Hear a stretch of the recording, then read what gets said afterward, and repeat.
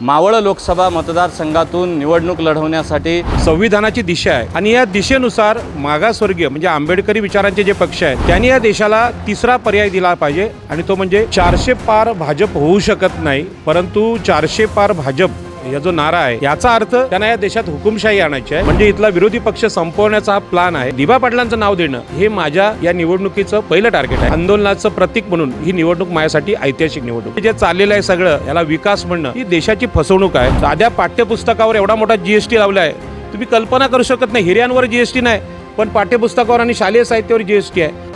देशात लोकसभा निवडणुकीचं रण चांगलंच तापलेलं आहे। आपण जर देशाचा विचार केला तर इंडिया आघाडी, महायुती, वंचित बहुजन आघाडी आणि बहुजन समाज पार्टी असा चौरंगी सामना सर्वत्र पाहायला मिळतोय।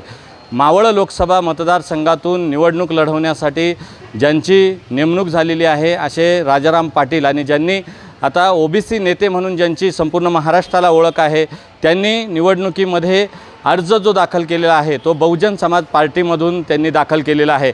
आपल्यासोबत मॅक्स महाराष्ट्रावर एक्सक्लुझिव्ह राजाराम पाटील सर आहेत। सर, काय सांगाल, बहुजन समाज पार्टीमधून आपण निवडणूक लढवत आहात, कशा पद्धतीनं या निवडणुकीचा हा प्रवास राहणार आहे, विकासाचे मुद्दे नेमके कोणते या निवडणुकीमध्ये राहणार आहेत प्रामुख्याने?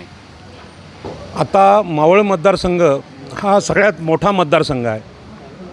त्याचं जे वैशिष्ट्य आहे की इकडचा मावळचा भाग म्हणजे महाराष्ट्राच्या पठारावरचा एक भाग आणि कोकणातला समुद्रकिनाऱ्याचा भाग असं दोन वेगळ्या भाग आहेत। हे नैसर्गिकदृष्ट्या वेगळे भाग आहेत आणि इथे प्रश्नसुद्धा वेगवेगळे आहेत आणि म्हणून दोघांचा सुवर्ण मध्य साधून आपण इथल्या विकासाचा विचार करणार आहोत। आणि हा विकास सागर किनारपट्टी आणि डोंगराळ भाग असा दोन्हींचा विकास म्हणून आपण याचा विचार करणार आहोत। एकूणच आता आपण वातावरण देशाचं बघतोय की भाजप आहे ते भाजपला सत्तेतून हटवण्यासाठी सर्व जे भाजप विरोधी गट आहेत, पक्ष आहेत, ते पक्ष या ठिकाणी एकजुटीने लढताना दिसत आहेत, रिंगणात आहेत। अशा वेळेला भाजपला मदत होईल अशा पद्धतीनं वंचितवर आरोप होतो आहे, बहुजन आघाडीवर किंवा बहुजन समाज पार्टीवर आरोप होतो आहे। हे जे उमेदवार उभे करतात त्याचा फायदा प्रामुख्यानं BJPला होतो, BJPचं पारडं जड होतं असं म्हटलं जातं आहे। काय तथ्य आहे? नाही, याच्यामध्ये काही तथ्य नाही। याच्यामध्ये आपल्याला माहीत आहे की काँग्रेसनी साधारणपणे 50 ते 60 वर्ष देशावर ऑलरेडी राज्य केलं आहे आणि त्यांच्या अपयशामुळे भाजप आली। मागचे 2 निवडणुका त्यांच्याकडे आहेत। पण या सगळ्यांचं निरीक्षण भारताच्या संविधानाप्रमाणे केलं तर भारताच्या संविधानाने देशाला समता, सामाजिक न्याय, आर्थिक न्याय सांगितलेला आहे आणि यामध्ये 85% लोक जे आहेत OBC, SC, ST आणि स्त्रिया, महात्मा ज्योतिबा फुले यांनी त्यांना स्त्री शूद्रातिशूद्र असा शब्द वापरला आहे, यांचं शोषण हजारो वर्ष झालं आणि यांना न्याय देण्यासाठी संविधानाची दिशा आहे आणि या दिशेनुसार मागासवर्गीय म्हणजे आंबेडकरी विचारांचे जे पक्ष आहेत त्यांनी या देशाला तिसरा पर्याय दिला पाहिजे आणि तो म्हणजे ज्यांना या देशानं प्रतिनिधित्व नाकारलं ते स्त्री शूद्रातिशूद्र यांचं प्रतिनिधित्व करणारे जे पक्ष आहेत त्यांना नेतृत्व मिळालं पाहिजे। म्हणून ही जी निवडणूक आहे ही यासाठी महत्त्वाची आहे की मागासवर्गीय लोक आता पुढे येत आहेत आणि ते पुढे यायला लागल्यानंतर अशी बोंबाबोंब होते की समजा तुम्ही स्वतंत्रपणे निवडणूक लढला तर भाजप जिंकेल आणि भाजपला हरवा आणि काँग्रेसला आणा, म्हणजे हे जे 2 पर्याय आहेत काँग्रेस किंवा भाजप, हे पारंपरिक पर्याय आहेत आणि संविधानिक पर्याय हा OBC, SC, ST आणि स्त्रिया, अल्पसंख्याक हा खरा पर्याय आणि तो विचार घेऊन आम्ही निवडणूक लढतो आहे। आता जर आपण बघाल तर निवडणुकीमध्ये भाजप ज्या पद्धतीनं निवडणुकीला सामोरे जातो आहे, 400 पारचा नारा लगावला आहे, 400 पार भाजप होईल काय वाटतं? 400 पार भाजप होऊ शकत नाही, परंतु 400 पार भाजप या जो नारा आहे तो मनुस्मृतीचा नारा आहे। याचा अर्थ त्यांना या देशात हुकुमशाही आणायची आहे आणि हुकुमशाहीचं खरं नाव आहे मनुस्मृती। त्यांना मनुस्मृतीचं सरकार राबवायचं आणि म्हणून सांगतात 400 पार, म्हणजे इथला विरोधी पक्ष संपवण्याचा हा प्लान आहे आणि विरोधी पक्षापेक्षा या देशातला मागासवर्गीयांचा आवाज 2024च्या निवडणुकीमध्ये बहुजन समाजवादी पार्टी यांच्या रूपाने पुढे येतो आहे राष्ट्रीय स्तरावर, तो आवाज दाबण्याचा हा प्रयत्न आहे। एकूणच बघतोय की दिबा पाटलांचं नाव विमानतळाला नवी मुंबईच्या देण्याची भूमिका सर्व OBC असेल किंवा 18 पगड जाती बहुजन समाजानं केली होती। काय सद्यस्थिती परिस्थिती आहे, विमानतळाला नाव दिलं जाईल? बघा, आता मावळमध्ये 2 उमेदवार आहेत, एक माननीय उद्धवजी ठाकरे यांच्या गटाचे आणि दुसरे एकनाथ शिंदेंच्या गटाचे। विमानतळाच्या नावाचा पहिला ठराव नगरविकास मंत्री एकनाथ शिंदे यांनी सिडकोच्या माध्यमातून टाकला बरोबर आहे. त्यांनी ठराव टाकला आणि त्यांनी ठराव टाकल्यानंतर त्याला प्रचंड विरोध झाला, लाखोंची आंदोलनं झाली आणि नंतर उद्धवजींच्या लक्षात आलं की आपली चूक झालेली आहे आणि म्हणून त्यांनी आपल्या वडिलांचं नाव हिंदू हृदय सम्राट बाळासाहेब ठाकरे यांचं पाठीमागे घेतलं आणि सांगितलं की इथे दिबा पाटील असतील आणि ही जी बोलणी करण्याचं काम मातोश्रीवर मीच केलं, मी स्वतः केलं आणि सांगितलं की उद्धवजी इथले पितामह किंवा इथले सगळ्यात मोठे नेते, संघर्षनायक लोकनेते दिबा पाटील आहेत आणि त्यांचंच नाव विमानतळाला लागणार. आपण मुख्यमंत्री आहात, मुख्यमंत्र्यांनी आपल्या वडिलांचं नाव देणं हे का औपचारिकपणा आहे, हे चुकीचं आहे. मुख्यमंत्री असल्यावर कोणी म्हणेल माझ्या वडिलांचं नाव पाहिजे, परंतु जो खरं समाजसेवक आहे किंवा ज्यांनी या देशामध्ये 2013 आणि सिडकोच्या भूसंपादनासाठी नवीन राष्ट्रीय कायदा आणला, प्रचंड मोठा संघर्ष स्वातंत्र्यानंतर त्यांनी केला आहे, त्यांचं नाव विमानतळ भेटलं पाहिजे. मान्य उद्धवजींनी त्यावेळी सांगितलं की माझ्या वडिलांचं नाव मागं घेतो आणि मी ह्या विमानतळात दिबा पाटलांचं नाव घ्यावं असा ठराव देतो. पण अर्थातच सरकारचा शेवटचा दिवस होता तो आणि नंतर भाजपचं सरकार आलं. आता भाजपच्या सरकारकडे अपेक्षा होती, कारण विमानतळ हा केंद्रीय प्रकल्प आहे, त्यांनी ह्याचं नाव द्यायला पावतं निवडणुकीच्या अगोदर. त्यांनी नाव दिलं नाही आणि नावाला विरोध करणारे एकनाथ शिंदे त्यांच्या गटाचे आता खासदार आहेत उमेदवार. त्याच्यामुळे ही जी निवडणूक आहे, या निवडणुकीमध्ये लोकनेते दिबा पाटलांच्या आंदोलनाचा खासदारकीचा उमेदवार म्हणून मी उभा आहे आणि आपल्याला माहीत आहे की दिबा पाटील साहेबांचा पहिला जी मुलाखत आहे की बाबा ते आमच्या इथले आगरी कोळी समाजाचे ओबीसींचे महान पुरुष आहेत, महान नेते आहेत, याची पहिली मुलाखतसुद्धा मीच दिलेली आहे आणि दिबा पाटलांचं नाव देणं हे माझ्या या निवडणुकीचं पहिलं टार्गेट आहे. कारण का या सगळ्यामध्ये ओबीसी SC ST यांचे संघर्षनायक लोकनेते दिबा पाटील आहेत, ते प्रतीक आहेत आणि कर्जत, खालापूर, पनवेल, उरण, संपूर्ण कोकणामध्ये दिबा पाटलांच्या नावाने आंदोलन उभं राहिलेलं आहे आणि याचं आंदोलनाचं रूपांतर पुढल्या काळामध्ये मराठा आणि ओबीसी आंदोलनात झालं हे आपल्याला माहीत आहे. आणि मग ओबीसी आता पुढे येत आहेत आणि ओबीसींच्या आंदोलनाचं प्रतीक म्हणून ही निवडणूक माझ्यासाठी ऐतिहासिक निवडणूक आहे. सर, देशामध्ये जर आपण बघितलं तर धार्मिक वातावरण या ठिकाणी ज्या पद्धतीनं निर्माण होतं आहे, जातीयतेला देखील विषमतावादी प्रवृत्ती देखील उसळताना या ठिकाणी दिसते. समतावादी विचार हा दबला जातो आहे. ही रायगडची भूमी, मावळची भूमी ही ऐतिहासिक क्रांतिकारी भूमी आहे. ज्या पद्धतीनं देशातलं वातावरण आहे, अशा एकमेकांवर टीकेचे झोड उठवले जातात, विकासाचे मुद्दे मागे राहतात. आपण कोणत्या विकासाच्या प्रमुख मुद्द्यांना घेऊन निवडणूक लढवत आहे? देशातच एकूण विकासाचा जो मुद्दा आहे की चांगले पूल बनवणं, उंच उंच टॉवर बनवणं, चकचकीत रस्ते बनवणं, याला विकास आपले राज्यकर्ते म्हणतात. परंतु या देशाने हजारो वर्ष इथल्या ओबीसी SC STला सर्वाधिकार नाकारले, इथल्या स्त्रियांना सगळ्या प्रकारचे मानवतेचे अधिकार नाकारले, शिक्षणासारखा अधिकार नाकारला, प्रॉपर्टीचा अधिकार नाकारला, स्त्री आणि पुरुषांची समता असते ती नाकारली गेली आणि आपल्या SC ST भावांच्या बाबतीत बोलायलाच नको, आजही अत्याचार होतात, त्यांच्यात गावागावात अत्याचार होतात. या देशाचा विकास केवळ इमारती, बिल्डिंग, रस्ते झाला तो विकास नव्हे. या देशामध्ये मनुस्मृतीने ज्या लोकांना हजारो वर्ष अधिकार नाकारले होते, स्त्रियांना चांगल्या ठिकाणी, प्रतिष्ठेच्या ठिकाणी प्रवेश नाकारला होता, मागासवर्गीय लोकांना मंदिरामध्ये, धार्मिक स्थळी प्रवेश नाकारला होता, आजही अल्पसंख्याक लोक काय खातात याच्यावर टीका होते, त्यांच्यावर जुलूम जबरदस्ती होते. यामध्ये देशाचा विकास तेव्हाच होईल जेव्हा ह्या 85% भारताला आपण न्याय देऊ शकू. त्याच्यामुळे हे जे चाललेलं आहे सगळं, ह्याला विकास म्हणणं ही देशाची फसवणूक आहे, हा विकास नव्हे. आपल्याला माहीत आहे अमेरिका जगातलं सर्वात विकसित राष्ट्र आहे, तिथेसुद्धा काळागोरा वाद होता. अब्राहम लिंकन यांनी तिथे संघर्ष केला. तिथली जी गुलामगिरी आहे म्हणजे दासमुक्ती ज्याला म्हणतात, ती दासांचं जे अन्याय अत्याचार होतं संपवण्यासाठी अब्राहम लिंकननी प्रयत्न आणि हाच प्रयत्न डॉक्टर बाबासाहेब आंबेडकरांनी भारतात केला.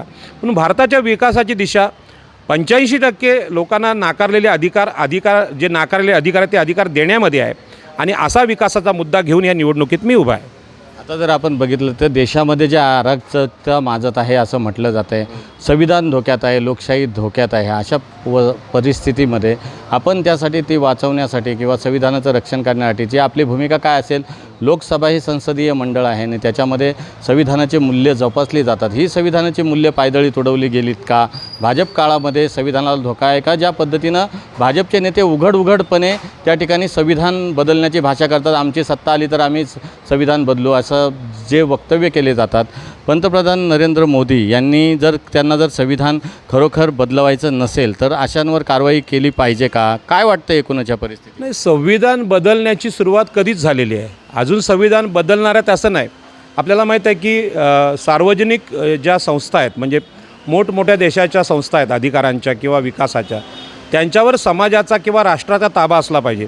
असं जे संविधानाचं एक तत्त्व होतं त्यामध्ये तुम्हाला माहिती आहे की महत्त्वाची विमानतळं आहेत, लष्करीदृष्ट्या त्यांना महत्त्व आहे, महत्त्वाची बंदरं आहेत. याचं खाजगीकरण अदानी आणि अंबानीला होत चाललं आहे. हे संविधान बदलणंच आहे. कारण हे जी संस्था ताकदीच्या संस्था आहेत देशातल्या, लष्कराचं काही ठिकाणी खाजगीकरण होताना दिसतं आहे, अत्यंत धोकादायक आहे. आणि म्हणून देशाची सार्वजनिक मालमत्ता विकण्याचा जो सपाटा लावलेला आहे सरकारने, आता याच्यावर यूट्यूबला आणि फेसबुकला खूप कविता आलेल्या आहेत, चाय बेचने वाला देश बेच रहा है, अशा प्रकारचे खूप आणि हे सर्वसामान्य लोकांच्या लक्षात आले. आणि म्हणून संविधान जरी तुम्हाला दिसत असलं तरी संविधान बदलायला कधीच सुरुवात झालेली आहे. संविधान बदलणं काही राहिलेलं नाही. ज्यावेळी नोटबंदी लावली गेली तेव्हा लोकसभेत चर्चा केलेली नाही.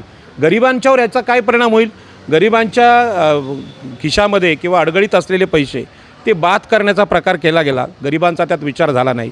कोरोनामध्ये आपण पाहिलं की कोरोनामध्ये गरिबांना रेल्वे बंद होती, लोक रस्त्यावरून चालले होते, लोकांना औषधं मिळत नव्हता, ऑक्सिजन मिळत नव्हती. आणि दुसरीकडे इथली मंदिरं असतील, इथल्या महत्त्वाच्या संस्था असतील, यांनीसुद्धा ह्या गरिबांना मदत केली नाही. सरकारने ज्या पद्धतीने लक्ष द्यायला पावतं मरणाऱ्या माणसांकडे ते दिलं नाही. आणि ह्या सगळ्या परिस्थितीमध्ये देशामध्ये संविधान आहे, संविधानामध्ये लोकसभेत खासदारांनी चर्चा केली पाहिजे देश कुठल्या संकटात चालला आहे याची कुठलीही चर्चा न करणं हे संविधान बदलण्यासारखंच आहे. त्यामुळे आता संविधान बदलायला कधीच सुरुवात झालेली आहे, काही राहिलेलं नाही बाकी, असं माझं म्हणणं आहे. त्यामुळे आणखी भीती दाखवायची गरज नाही. संविधान बदलण्यानं मरणाचे अनुभव, नोटबंदीनंतर जी गरिबी मी अनुभवते स्वतः, मी लोकांचं नाही सांगत, माझी गरिबी सांगतो आहे, तर मी जी गरिबी आहे आणि कोरोनाच्या काळात मरणाच्या दारातून मी बाहेर आलेला आहे. तर ह्यामुळे संविधान बदलणं वेगळं काय असं राहिलेलं नाही. पण लोकांनी आज निर्णय घ्यावा की ज्या मागासवर्गीय लोकांचा भारत आहे, 85% भारत हा मागासवर्गीयांचा आहे, ही भावना या देशाला अजूनपर्यंत कोणी होऊ दिली नाही.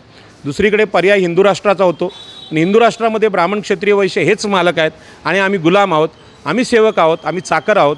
इथल्या 50% स्त्रियांना कुठलेही अधिकार हिंदू राष्ट्रात नाहीत, या सगळ्या स्त्रियांना माहीत आहे. सावित्रीमाईंनी त्याचं उदाहरण दिलं की त्यांनी स्त्री शिक्षणाची सुरुवात केलेली आहे. अशा परिस्थितीमध्ये संविधानिक संघर्ष आहे तो आता अटळ आहे आणि ह्या निवडणुकीत तो दिसणार आहे. एक माझा शेवटचा प्रश्न असा आहे की देशामध्ये ज्या पद्धतीनं महागाई उसळलेली आहे किंवा एकूणच बेरोजगारीची समस्या आहे, शेतकरी, कष्टकरी, श्रमजीवी, कामगार वर्गाचे मुद्दे आहेत, स्त्रियांचे मुद्दे आहेत, या मुद्द्यांना 10 वर्षात न्याय मिळाला आहे. ज्या पद्धतीनं निवडणुकांमध्ये घोषणा केल्या जातात त्या घोषणांचं, आश्वासनांचं त्या ठिकाणी पालन केलं जातं आहे. भाजप सत्तेवर आहे, येथील श्रमिक कष्टकरी वर्ग जो आहे तो सुखी आहे, जीवन जगतो आहे का, काय वाटतं आहे तुम्हाला? मी सांगते तुम्हाला 85% वर्ग जो आपला आहे, कष्टकरी आहे, भूमिहीन वर्ग आहे, शेतमजूर आहे, हा दुःखी आहे. शेतकऱ्यांची चर्चा होते पण शेतकरी जो शेतावरचा मालक आहे तो शेती करत नाही, शेतमजूर करतो. शेतमजुरांची संख्या देशात मोठी आहे, त्यांचा विचार कोणी करताना दिसत नाही. आणि म्हणून हा जो भारत संपूर्ण संकटात आहे त्याला बोलायची संधीसुद्धा मिळत नाही, त्यांच्या बातम्यासुद्धा दाखवल्या जात नाहीत. अशा परिस्थितीमध्ये हा देश खरोखर संकटात आहे हे बोलण्याची, दाखवण्याची जबाबदारी आमच्यासारख्या सर्वसामान्य नेतृत्वाची आहे. मला लोकसभा लढायचं कारणच हे आहे. माझं तुम्ही निवडणूक पत्रक बघू शकता. इथे कोट्यावधी रुपयांचे म्हणजे 10 कोटीच्या वर आणि 200 कोटीच्या वर संपत्ती असलेले नेते आहेत. दुसरीकडे प्रचंड गरिबी आहेत. आम्ही खाली कोकणात गेलात किंवा इकडेसुद्धा बघितलं, आदिवासींची अवस्था अशी आहे की गावात पाणी नाही आता 8-8 दिवस. मग एवढे संपत्तीवान नेते आहेत, त्यांनी खोटा प्रचार करण्यापेक्षा आम्ही हे करणार आहोत, पहिलं गावात पाणी द्या. अनेक ठिकाणी वीज नाही, विद्यार्थ्यांची अवस्था बिकट आहे, विद्यार्थ्यांना फी भरायला पैसे नाहीत. साध्या पाठ्यपुस्तकावर एवढा मोठा GST लावला आहे, तुम्ही कल्पना करू शकत नाही. हिऱ्यांवर GST नाही पण पाठ्यपुस्तकावर आणि शालेय साहित्यावर GST आहे. थोडक्यात हा देश व्यापाऱ्यांच्या हातात गेला आहे आणि त्यांनी सगळ्याचा व्यापार करायचं ठरवलं आहे. माणसांची खुलेआम गुलामांची विक्री छत्रपती शिवाजी महाराजांच्या काळात जेव्हा होत होती, आदिलशाही, निजामशाही, तेव्हा शिवाजी महाराजांनी थांबवली आणि अशा प्रकारची गुलामांची विक्री आज आपली होताना दिसते. पण आपण ते दाखवू शकत नाही, त्याची आकडेवारी मांडणारे लोक आपल्याकडे नाहीत. पण वेळ भेटला तर ह्याच्यावर आपण बोलू. पण अक्षरशः आज 85% मागासवर्गीय भारतावर आधुनिक रीतीने गुलामगिरीची वेळ आली आहे. अदानी, अंबानी हे उद्योगपती मोठे होत आहेत आणि त्यांच्या पाठोपाठ अनेक उद्योगपतींच्या हातात देश चाललेला आहे आणि भांडवलदार लोकांच्या हातात निवडणुका जात आहेत. आमच्यासारख्या उमेदवारांनी निवडणूक खर्च आणायचा कुठून, हा आमच्यासमोर प्रश्न आहे. निवडणूक आयोगाला आणि देशालासुद्धा आमचा प्रश्न आहे. आणि दुसरीकडे 200 आणि 300 कोटीचे आकडे आहेत. मग तुमचे इन्कम टॅक्सवाले, ED वाले काय करतात, हा प्रश्न आहे. की ईडी फक्त एकाच भागाला लागते, ते म्हणजे विरोधी पक्षाला. मोदी सरकारमध्ये जो त्याला ईडी नाही आणि तेच पैसेवाले आहेत. मग ईडीचा उपयोग, ईडी आहे, आपली न्यायालय आहेत किंवा पोलीस आहेत, असं वाटतं की ह्या लोकशाही संस्था धोक्यात आलेल्या आहेत. त्यांचं निवडणूक आयोगाचंसुद्धा एकतर्फी वागणं आहे आणि त्यामध्ये 2 पक्ष आपल्याकडे तुटलेले आहेत, राष्ट्रवादी काँग्रेस पक्ष आणि शिवसेना. यांचे जे निर्णय आलेत हे निर्णय अनैसर्गिक वाटतात. सामान्य माणसाला ते न पटणार निर्णय आहेत. यामुळे देशाच्या लोकशाहीला धोका आहे, यात कुठलीच शंका राहिलेली नाही. सर मला सांगा की 80 कोटी देशातील जी जनता आहे त्या जनतेला जसं मोफत धान्य दिलं जातं, 80 कोटी जनता दारिद्र्य रेषेखाली असताना पंतप्रधान मोदींना या ठिकाणी विश्वगुरू म्हटलं जातं, हे कितपत योग्य वाटतं आहे? ही जे आहे गाजर आहे किंवा जनतेला ज्या पद्धतीनं जसं उंदराला सापळा रचला जातो त्या पद्धतीनं ही सगळी प्रक्रिया आहे का? माणसांना अशा पद्धतीची लालच दाखवली जाते का? 80 कोटी लोकांना जर धान्य मोफत दिलं जात असेल तर तो सक्षम भारत त्याला म्हणता येईल का? अजिबात नाही. ते लोकांना लाचार बनवण्याचं काम आहे. आणि मोदींचा विश्वगुरू म्हणून जो देशामध्ये किंवा परदेशामध्ये डंका पिटला जातो, अनेक देशांमध्ये मोदींच्या पत्रकार परिषदा आहेत त्या फेल झालेल्या आहेत. पत्रकारांनी त्यांना प्रश्न विचारले, त्यांनी उत्तरं देऊ शकलेली नाहीत. आणि म्हणून भारतामध्ये सर्वसामान्य माणसाला मूर्ख बनवण्याचं काम या प्रचार यंत्रणेतून होतं आहे. आणि ते काम थांबवण्यासाठी आमच्यासारख्या उमेदवाराला मीडियानी प्रसिद्धी द्यावी ही नम्र विनंती आहे. कारण निदान निवडणुकीमध्ये शेवटच्या काळात तरी आम्हाला बोलायची संधी द्या. ही संधी लोकसभेत मिळावी असं माझं नागरिकांना विनंती आहे. म्हणून गरिबांचा खासदार एकदा लोकसभेत जाऊ द्या, ही विनंती मी इथल्या मतदारांना करतो. मला संधी जर दिली तर निश्चितपणे लोकांचे प्रश्न तिथे मांडेन. आज लोकसभेत खासदार बोलायला लागल्यानंतर त्यांना निलंबित केलं जातं, त्यांना बाहेर काढलं जातं. हा सुद्धा लोकशाहीला धोका आहे. आणि म्हणून ही एकाधिकारशाही थांबवायची असेल तर सर्वसामान्य कुटुंबातल्या सर्वसामान्यांमध्ये रोज आंदोलनं करणारा नेता तिथे लोकसभेत गेला पाहिजे. यासाठी एवढं मोठं पाऊल खाली समुद्राच्या काठावरून उरणमध्ये मी मावळला आलो आहे. आणि भारताच्या सागर किनाऱ्याला ह्या छत्रपती शिवाजी महाराजांच्या मावळ्याच्या प्रदेशाला जोडण्याचं काम, आरमारी मावळे आणि डोंगरी मावळे यांना जोडण्याचं काम मी करतो आहे. मी सगळ्यांना विनंती करेन की सगळी मदत आपल्याकडून मला अपेक्षित आहे. मी फार मोठा काही पैशावाला नाही, शेतकऱ्याचा मुलगा आहे, मी मच्छीमार आहे. आपली विनंती राहील की या निवडणुकीमध्ये यश देण्यासाठी जे जे उपाय असतील ते मला सुचवा. या चॅनलवर गाईड करा आणि जी मदत असेल ती माझ्या कार्यकर्त्यांकडे पोचवा एवढी नम्र विनंती मी या निमित्ताने करतो. एकूणच देशातील एकाधिकारशाही असेल, हुकुमशाही असेल, ती जर संपुष्टात आणायची असेल तर सर्वसामान्य कुटुंबातील व्यक्तीला लोकसभेमध्ये, संसदीय मंडळामध्ये आपली भूमिका मांडण्यासाठी, जनतेचे प्रश्न मांडण्यासाठी पाठवण्याचं आव्हान राजाराम पाटील यांनी केलं आहे. आणि एकूणच देशातील आणि राज्यातील राजकीय आणि सामाजिक परिस्थितीवर देखील त्यांनी आपली रोखठोक भूमिका मांडली. मॅक्स महाराष्ट्रासाठी धम्मशील सावंत, रायगड, कोकण.